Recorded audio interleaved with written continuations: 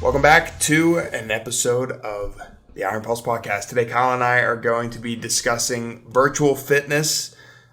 We haven't done an episode on virtual fitness before. However, it continues to, gain growth and gain momentum as we progress. Especially, I think it really took over when obviously COVID happened. People couldn't go to the gym, so let's get into some virtual fitness. Kyle, you have any beginning takes, any hard takes, pros, cons to virtual fitness? Have you done it before? I haven't done it before, but I probably should. But yeah, I think it's just gotten really popular when COVID happened because people couldn't go to the actual gym. And so the next best thing was online workouts. And of course, back in the day, you had the DVDs and everything of P90X, and that was really the first form of virtual fitness. But I think when COVID happened, people kind of got way more creative and they started doing, one-on-one coaching virtually. They started doing workouts virtually and pretty much, taking the personal trainer that was at the gym and putting it online and sending it to people was their way of adapting to it. And I think that that's just kind of really exploded what virtual fitness can really do for people. I've never done P90X, but I did Insanity with Sean T. That was brutal on its own. Back when I was this was when I was pretty shredded. I did Insanity, and then I also would do the gym. And then Insanity was insane. So what I started doing was T25, which was the much shorter, because I think Insanity was 45 to 50 minutes per episode. So T25 basically cut it in half. It was still with Sean T, but that shit was definitely the hardest. I've always sucked with cardio, but that was the hardest virtual fitness that I've ever done. But that aside, to your point, Kyle, it's very convenient for people. And especially with COVID having happened, people were always looking for something that they could do. I've never really done any of the Beachbody stuff. I'm sure there's a bunch of websites out there that people can go and get, free virtual classes on, free tips, free tricks, and other than YouTube.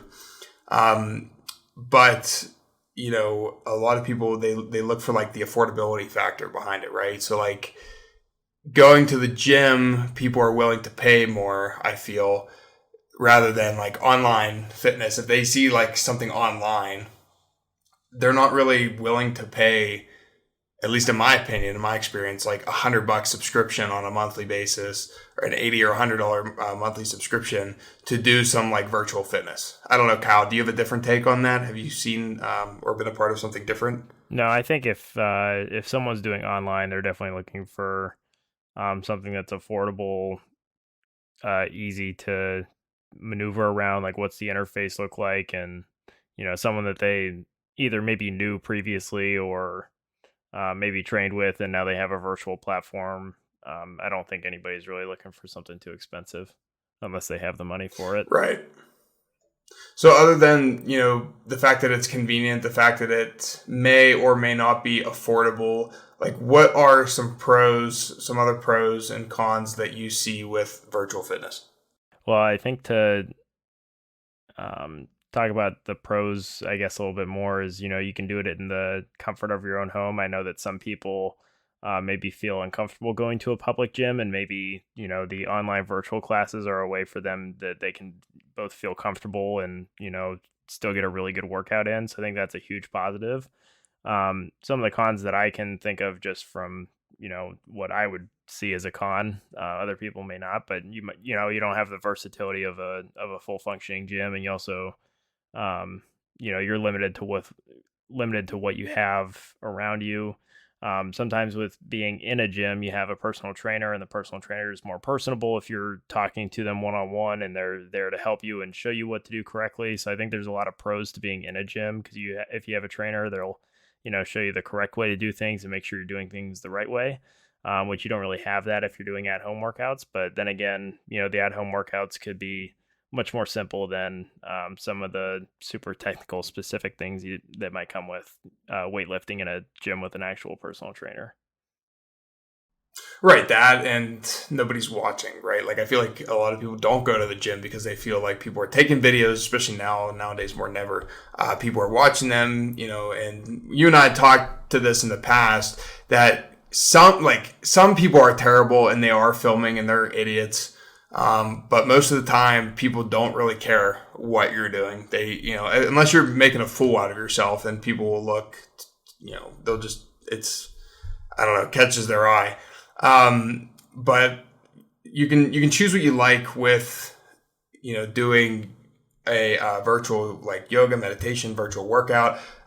People tend to be on the internet and they can look to see what fits their vibe, what they're looking for, more so than going to the gym and not really knowing what to do, right? They're going to have somebody in front of them virtually, usually, and they'll be in some part of a class. I feel like it's a lot easier, especially for the beginners, to do something like that just because, one, you can focus on getting your form down. Two, somebody's telling you what to do. You don't have to worry about what's going on around you. Like Kyle said, you're in the comfort of your own home. So there's a lot of variety. You can be flexible with it. It doesn't matter like what time of day, because you don't have to go really drive anywhere. You can do it from home. So it is convenient. So Kyle, let's get into some of the cons. What do you think are some of the cons for virtual fitness? I kind of mentioned them earlier. I think really the main cons for me are just not having a personable relationship with the actual trainer, like getting to know them, and I think that's kind of part of the fun in training with someone, and like the camaraderie aspect, and then also just not having someone that can check your form on certain things, and yeah, I don't know. I think, being in a gym, you have people to talk to and you can have conversations, and you can also kind of zone out. There's just a lot more flexibility to being in an actual gym as opposed to being at home. Yeah, I think that along that route, like it's easy to get distracted, right? Like if something happens, you're at the gym. If you go to the gym and you're at the gym, you're like, all right, like now I'm here. Let's get a workout in. Let's get it done.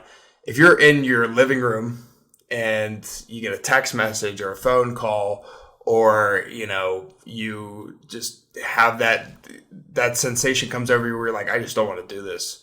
Then you can just go sit down on the couch, right? And I feel like you're not as motivated if you are in the comfort of your own home. Now, that aside, some people, they are motivated differently. So some people they love working out and they have a gym at home, or they love working out at home, or they'll do virtual exercise at home, and that's what drives them more so than going to the gym. But continuing to talk about the cons, like because you have access to the internet, you have access to a bunch of different sites. Like there's a ton of information. How do you know what's the right information, right? Especially nowadays, anybody and their mother can be a fitness influencer, a fitness guru, a fitness, teacher. So, where do you draw the line between somebody who's qualified to give you advice and somebody who's not qualified? Like, have they, the person that you're watching right now, are they even in shape themselves? Like these are just things that you wanted to look at, that you want to consider, doing the virtual fitness. But I know a lot of people, they obviously have Apple, right? Apple Fitness Plus. Kyle, have you ever used that? I haven't used Apple Fitness. I've used Nike Run though. Okay. I've never used that. But I've heard good things about Apple Fitness Plus. I mean, obviously, like I have an Android phone, so I don't personally have it. However, people that love Apple, people that do everything with Apple, this has been a kind of like an all-inclusive experience for them, and you could do anything from strength training to yoga to cool down, Pilates, cycling, HIIT. There's a lot you could do. And these people, I will say, like, they're going to be more qualified than just going on YouTube and just finding somebody on YouTube that decided to make a video someday.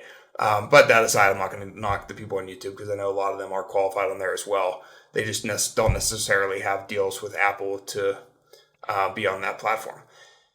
Anyway, if you have Apple Fitness, or if you have Apple, try to check out Apple Fitness Plus. I believe that it is relatively, let me see here. So for new subscribers, you get 1 month free, and then you can pay $9.99 a month or $80 annually. And you can share this with up to 5 family members.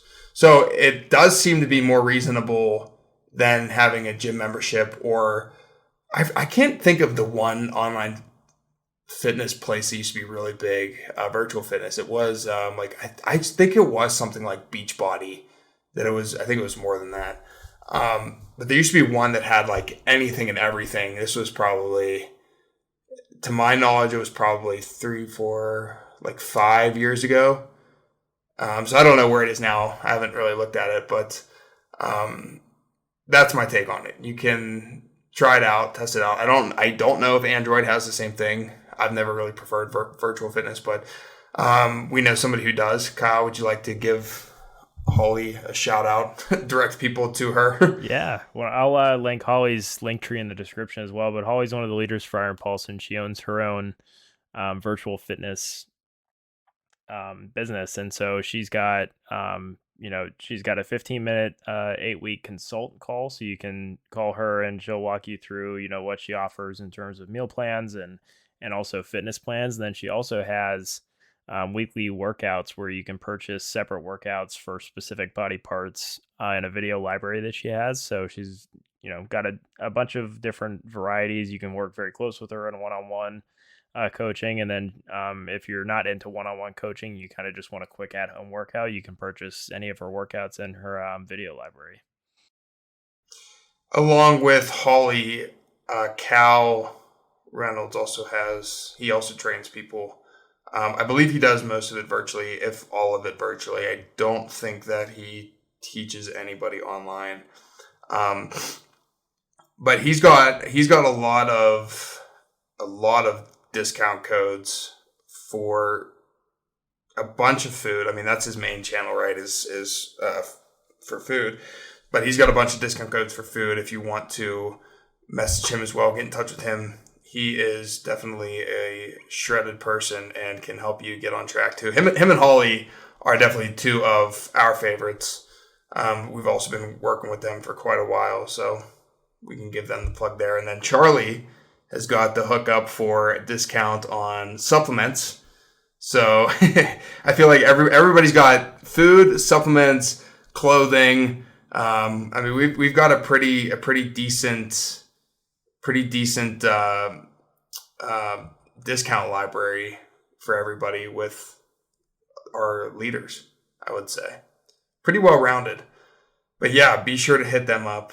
They'll be able to help you. And, aside being able to help you virtually, like, they are just some of the nicest and most energetic, go-getting people that Kyle and I personally know. So they will help you get on track. Kyle, did you have anything else when it comes to virtual fitness?